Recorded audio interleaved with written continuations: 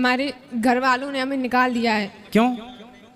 हमारी सौतेली माँ है, उन्होंने हमें निकाल दिया है, तो हम उरई के रहने वाले हैं। तो आपकी माँ सौतेली है, आपके पिताजी ने दूसरी भी शादी कर ली। हाँ। और आपकी जो माँ है वो कहाँ चली गई? वो ख़त्म हो गई हैं। खत्म हो गई। तो आपके कोई भाई बहन भी हैं? बड़ी बहन है, उनकी शादी हो गई है। तो वो आपकी माँ की बेटी थी, मतलब आपकी सगी बहन थी वो? हाँ। उनकी शादी हो गई। तो आपके पिताजी ने दूसरा विवाह कब कर लिया? तब आप कितने बड़े थे? लगभग 5 साल के थे। तो आपको किस तरह से परेशान करती हैं सौतेली माँ? कहीं उनने बहुत कोशिश की हमें मारने की। हम इंटर तक हमने इंटर के पेपर दिए हैं इस साल, मगर हमें मरना नहीं, इसलिए उन लोगों ने बहुत कोशिश की। कैसे मारने की कोशिश की? कहीं कुछ खाने में जहर मिलाया, कहीं तो जहर मिलाया हो तो मरना चाहती हैं आप? मगर हमने खाया नहीं। हमें बहुत से लोगों ने उनने देखा है, उनने बताया, इसलिए हमने खाया नहीं। तो हम अच्छा, जहर था भोजन में पर आपने नहीं किया, नहीं। चलिए फिर 25 तारीख को लोगों ने हमें मारा, पीटा। और किसने मारा? मम्मी ने और पापा ने। पापा ने भी मारा। हाँ। फिर उन लोगों ने हमें घर से बाहर निकाल दिया। क्या बोल दिया? बोल रहे थे कि अब हम आपको घर में नहीं रखेंगे, चाहे जहाँ जाओ। फिर आप कहाँ गए? फिर हम उरई आए। उरई में कौन था? उरई से कानपुर से हमें आंटी मिली थी। कौन मिली? आपके परिवार में कोई रिश्तेदार में और कोई नहीं है? तो आप वहाँ क्यों नहीं चले गए? वहाँ सब कोई पहले अपनी बुआ के यहाँ गए थे, तो मम्मी बोल रही थी अगर आप रखोगी तो हम आपके खिलाफ कुछ भी कर सकते हैं। आपकी उम्र कितनी है? लगभग 18 साल। तो बेटा आप अकेले घर से आ गए? हाँ।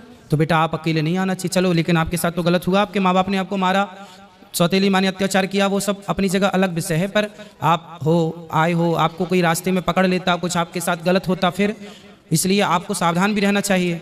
वैसे आपने जब आप आए तो आपको रास्ते में कोई दिक्कत तो नहीं हुई? नहीं। पर बेटा फिर भी आपको सेफ रहना चाहिए। जो आपके विशेष जिन पे आपको विश्वास हो, जो आपके परिवार, मौसी नहीं है आपकी? सगी मौसी नहीं। सगे मामा नहीं। नानी नाना? नानी नाना है। तो नानी नाना के पास जाते ना बेटा, नानी नाना को बताती सारी समस्या, आप नानी नाना के पास रहते। पढ़ाई लिखाई की है आपने? हाँ। तो नानी नाना के पास रह के थोड़ा पढ़ लेते। कहाँ आपकी नानी को ले आते साथ में? आपको इस तरह से भाग के आना बेटा, आना था तो नानी के पास जाना था, नानी को लेके आना था। अकेले देखो जमाना बहुत अच्छा नहीं है, आप अच्छे आ गए यहाँ, ठीक है, लेकिन जमाना इतना भी अच्छा नहीं है ना बेटा, अकेले चलने लायक नहीं है।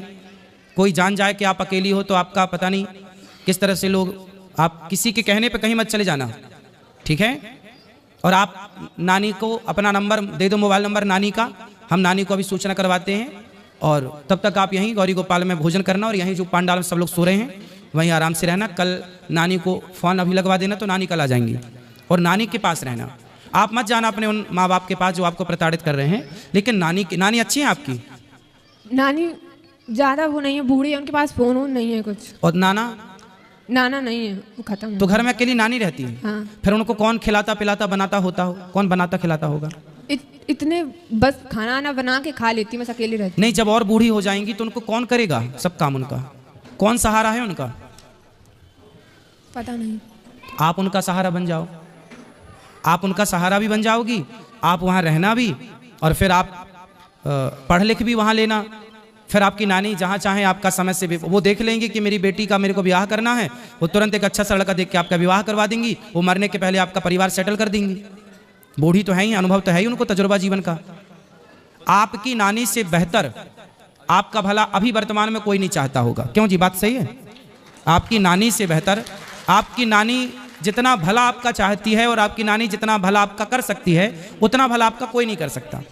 हर व्यक्ति आपसे कोई ना कोई स्वार्थ से जुड़ेगा, पर आपकी नानी आपसे बिना स्वार्थ की जुड़ी है, और उससे उस बूढ़ी माँ को तुम्हारा सहारा मिल जाएगा और तुम्हें उसका सहारा मिल जाएगा।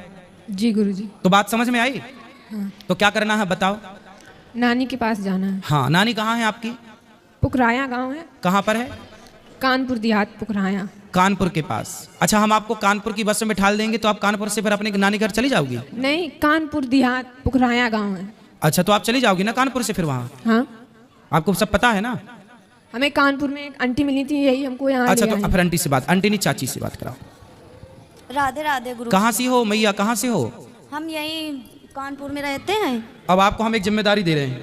हम जिम्मेदारी हम ही इनके साथ, मतलब हम लोग 3-4 लोग परिवार सहित थे, तो ये सेंटर में हमको मिली तो हमने कहा चलो अब इनके रास्ते का किराया भाड़ा खाना पीना सब हम देंगे, नहीं, और हमने यहाँ तो से लेके और आप इनकी नानी तक इनको पहुँचाना।